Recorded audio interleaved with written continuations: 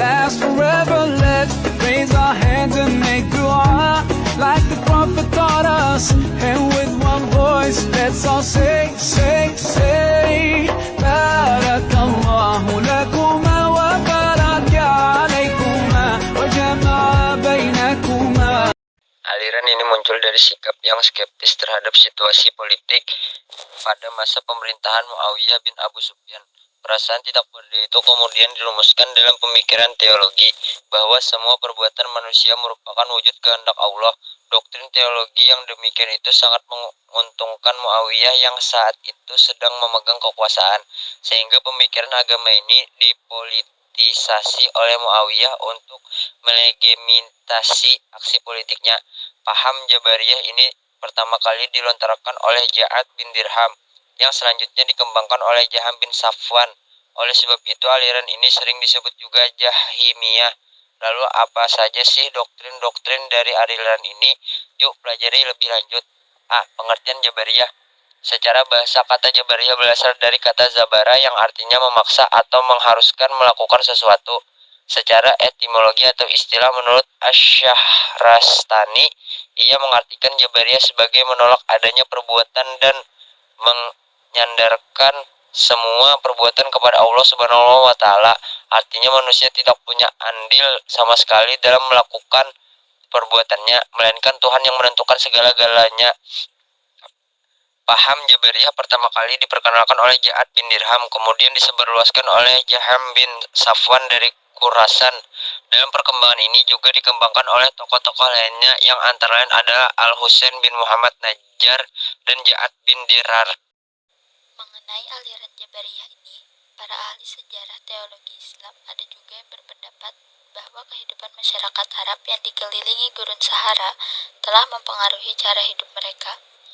Ketergantungan mereka terhadap gurun Sahara yang mana telah memunculkan sikap menyerah diri terhadap alam, sehingga logika mereka berpasrah saja kepada takdir Tuhan. Lebih lanjut, Harun Nasution menjelaskan bahwa dalam situasi demikian, masyarakat Arab tidak banyak melihat jalan untuk mengubah keadaan sekeliling mereka sesuai dengan keinginannya.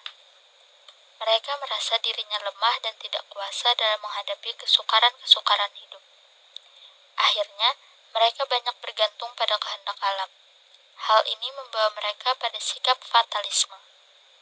Sebenarnya, benih-benih paham Al-Jabar sudah muncul jauh sebelum kedua tokoh di atas. Benih-benih itu terlihat dalam peristiwa sejarah berikut ini. Suatu ketika, Nabi menjumpai sahabatnya yang sedang bertengkar dalam masalah takdir Tuhan. Nabi melarang mereka untuk memperdebatkan persoalan tersebut, agar terhindar dari kekeliruan penafsiran tentang ayat-ayat Tuhan mengenai takdir. Khalifah Umar bin Khattab pernah menangkap seseorang yang ketahuan mencuri. Ketika diinterogasi, pencuri itu berkata, "Tuhan telah menentukan aku mencuri." Mendengar ucapan itu, Umar marah sekali dan menganggap orang itu telah berdusta kepada Tuhan. Oleh karena itu, Umar memberikan dua jenis hukuman kepada pencuri. Pertama, hukuman potong tangan karena dia telah mencuri. Yang kedua, hukuman dera karena menggunakan dalil takdir Tuhan. Pemikiran dan tokoh-tokoh aliran Jabariyah. Menurut Asy-Syahrastani, Jabariyah itu dapat dikelompokkan menjadi dua bagian, yaitu Jabariyah ekstrem dan moderat. Di antara doktrin Jabariyah ekstrem adalah pendapatnya bahwa segala perbuatan manusia bukan merupakan perbuatan yang timbul dari kemauannya, melainkan perbuatan yang dipaksa atas dirinya. Misalnya, kalau seseorang mencuri, perbuatan mencuri itu bukan terjadi atas kehendaknya sendiri, melainkan karena qada dan qadar Tuhan yang menghendaki demikian. Di antara pemuka Jabariyah ekstrem adalah Jaham bin Safwan dan Ad-Dirar. Berbeda dengan Jabariyah ekstrem, Jabariyah moderat pertengahan mengatakan bahwa Tuhan menciptakan perbuatan manusia, baik perbuatan jahat maupun perbuatan baik, tetapi manusia mempunyai bagian di dalamnya. Tenaga yang diciptakan dalam diri manusia mempunyai efek untuk mewujudkan perbuatannya. C. Doktrin-doktrin Jabariyah. Secara umum, doktrin-doktrin aliran Jabariyah dapat digambarkan sebagaimana berikut ini. 1.